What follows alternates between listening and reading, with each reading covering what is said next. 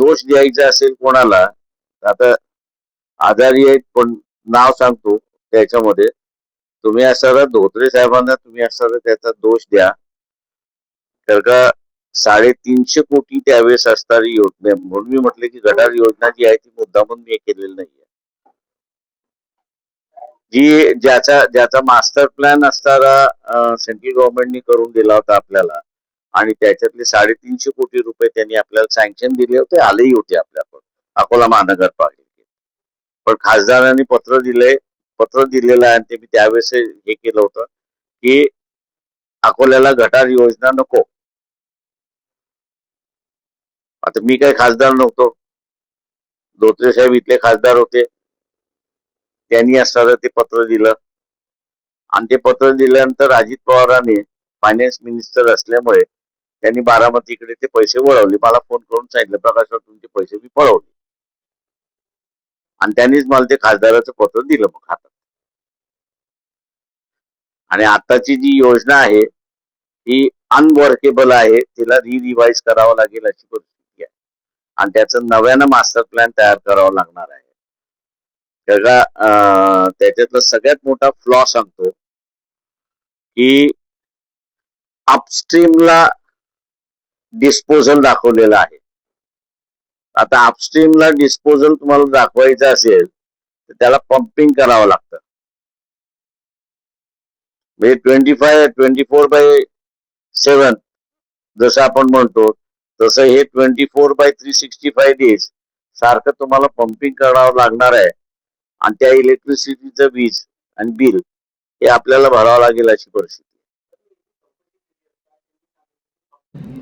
Congress NCP एकत्र जात नाही, त्याच्यामुळे आम्हाला चॉईस करायचं की काँग्रेस बरोबर जायचं की एनसीपी बरोबर जायचं. एक स्टेट वाईज आम्ही लाईन घेऊ शकतच नाही आहोत.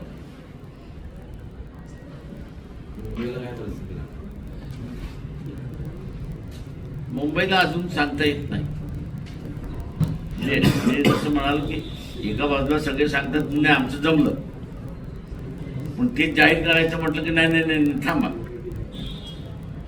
तुम्ही 50% थांबून ठाम असता. 50% कशाचे जागा वाटतं कुठल्या सर्व ठिकाणी तुम्ही सांगितलं की बरोबरीची बोलणी होणार प्रत्येक.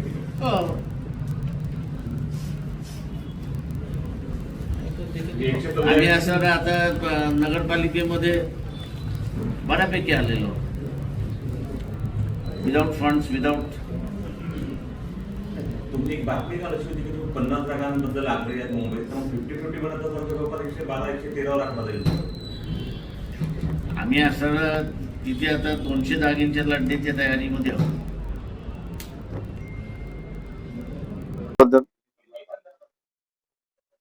मी जसं म्हटलं ना की आम्ही राज्यभर डेडलाईन देऊ शकत नाही आहोत.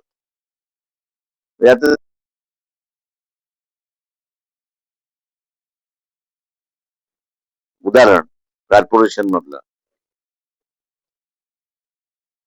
काँग्रेस एनसीपी एकत्र जात नाही. त्याच्यामुळे आम्हाला चॉईस करायचं की काँग्रेस बरोबर जायचं की एनसीपी बरोबर जायचं. एक स्टेट वाईज आम्ही लाईन घेऊ शकतच नाही आहोत.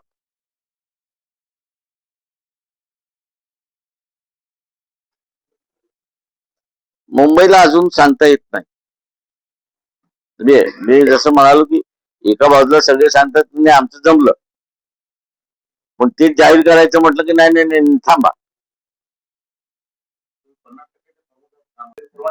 म्हणून म्हटलं ना, त्या सगळ्या मुली पाहणं आहेत हे बरोबर आहे. ती पसंतदारी होणार अजून झालीच नाही का, अजून झालीच नाही हे तर कुठं सांगणार.